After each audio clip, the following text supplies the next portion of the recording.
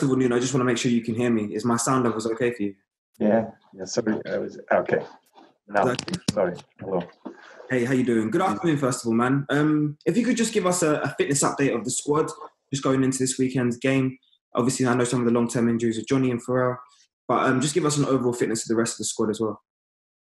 We have some issues that we have to assess. We had some issues regarding the last game, some knocks, but we still have to assess. Still have the training session of tomorrow, and after that, but we still have some issues to assess.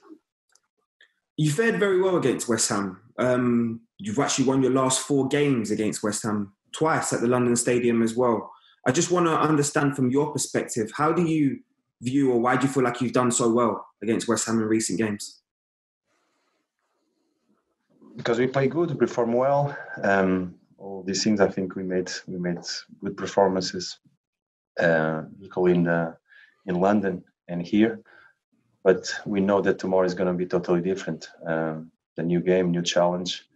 We analyze West Ham team, and we are facing a tough opponent tomorrow. So it's going to be difficult for us. I've looked at Daniel's performance, Daniel Podence this year. 2 assists in his opening 2 games. You've probably seen his growth now that he's settled in for his first full season. I just want to understand from your perspective, especially as a coach, you expect him to have a bigger impact now, especially with your this window. Yeah, I didn't totally listen well, but I think I understand your question. We have to realize that Daniel joined us in the middle of last season, just before the terrible situation of the pandemic. So that disrupted all the understanding and what we had in mind. But I think he finished the season well, and he's starting this season very, very well. I think he's growing, he's understanding better the idea, and he has talent, he has quality, and he's a hard worker, and he's been able to perform well for the team. And we hope that this continues. This continues as we hope a normal growth of the player inside the dynamic of the team. You were also able to get a signing over the week for the last 7 days. Obviously, Nelson Semedo. I saw the sort of farewells from his former teammates, Luis Suarez, Ter Stegen. They were all singing his praises about both his character and him as a player. I just want to understand from you, how do you expect him to feature in your team? And also, what kind of quality player you're bringing in here? First, we bring a high-quality player, talent player, a player that played in the highest level in European football, in the club, in national team. And like you say, he's a good character. I think he fits and he's integrated very well in the team. But now it's normal that all the players, no matter how talented and quality they have, it's all about inside of the team what you can give. So he arrived 2 or 3 days ago. He's integrating well. He's working, and let's see how he progresses. But we are very, very happy to have him. I have to ask you as well, just an overview of your whole squad. Are you expecting any more incomings or potentially departures, especially with there only being like a couple of weeks now before the window closes? So it took a couple of weeks. That it's very hard for us, for all the clubs, all the managers. And the transfer window is open, so we have to be ready for anything that can happen, ins and outs. It's all about when it finishes, having a balanced squad and a squad ready to compete. So we are with our eyes wide open, so we can react if we need to. So can we expect potentially you still want to strengthen your squad? That's what I said to you. Now with what we have, until the transfer window is open, it's all about making decisions and reacting to things that might happen. Nuno, I have to ask you a wider question as well. Obviously, with the government protocols that were put in this week, you're seeing the Secretary of State talk about the fear for sort of some of the clubs lower in the pyramid of football. They're talking about the sort of the lack of fans that could come in and also the funding. I just want to ask you, do you feel like football should do a better support for some of these lower clubs, especially being one of the Premier League clubs? Definitely, yes. Definitely, yes. But it's not doing because you have to do. It's doing at the same time, taking the decision and advantage of the situation, things that you see that is reasonable, that can help you. But of course, we are in a terrible situation. Football is living, and clubs are suffering tough moments due to the pandemic, the absence of fans. All these things are very disruptive for the clubs. So if the big clubs can help, as long as it makes sense, I think they should.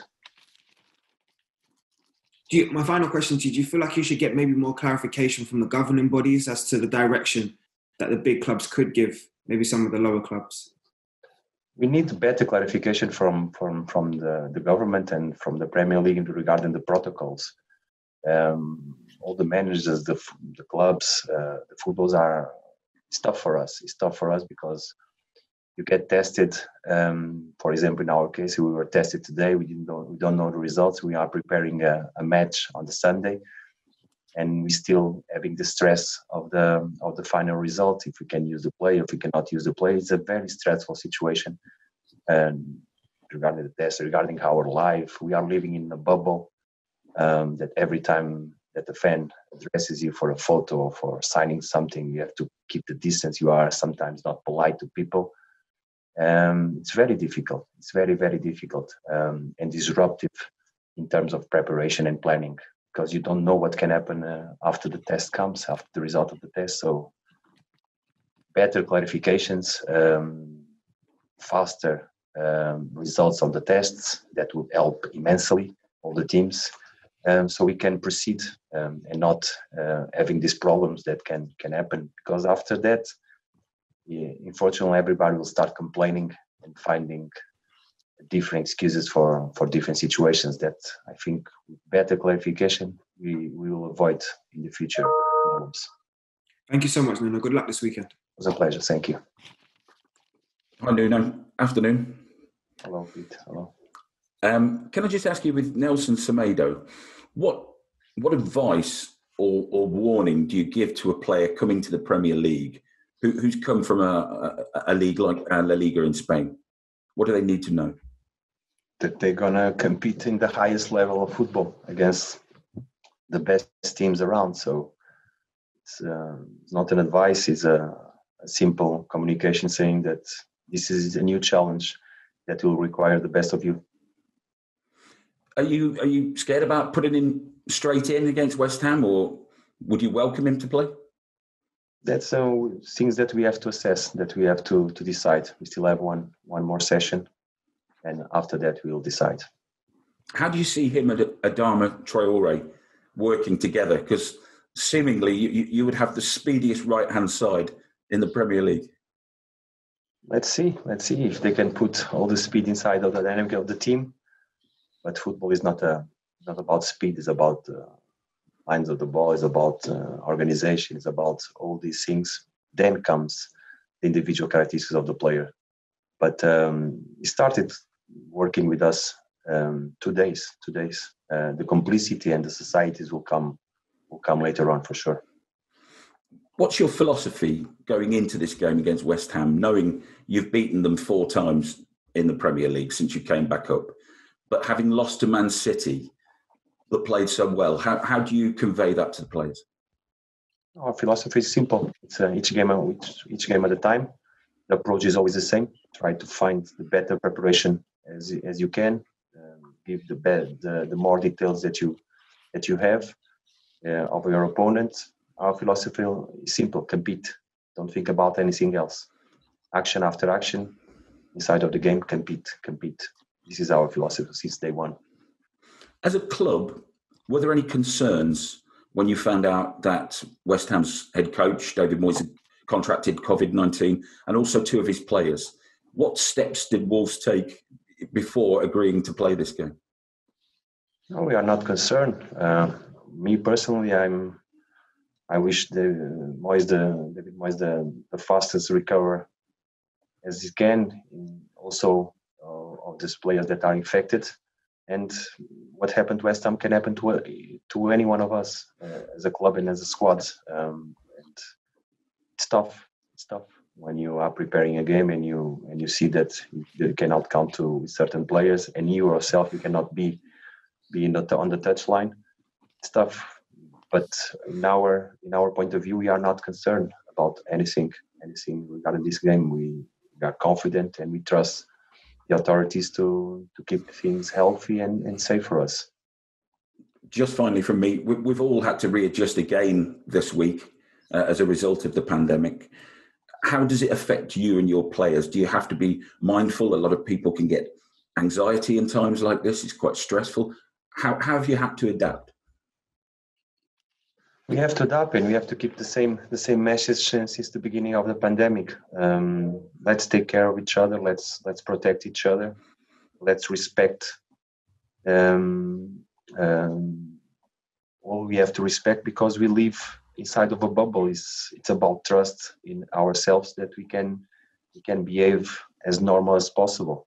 But the anxiety is there. Every time you test, you are concerned. But as a society, everybody's concerned. Our social life is totally different now, and it's not nice at all. It's not enjoyable.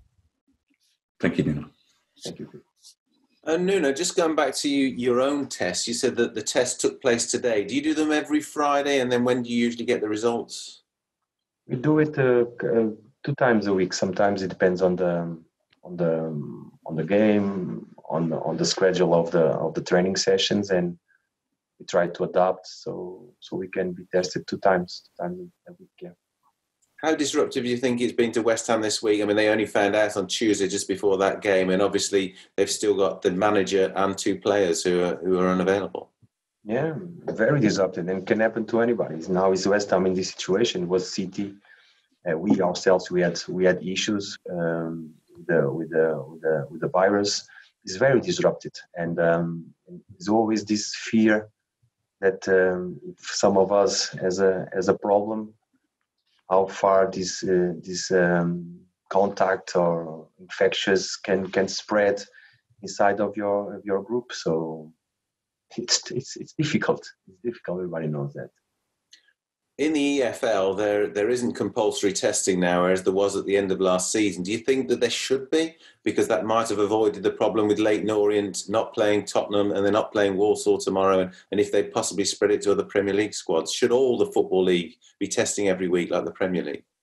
I think all the society needs to have, but we know how is tough the financial impact is. The economics of the clubs are not the same, so we cannot demand those situations. I feel that everybody's trying to be helpful, to try to cooperate. Big clubs helping AFL clubs, but it's a wider question. It goes more to government, to the big associations to solve it.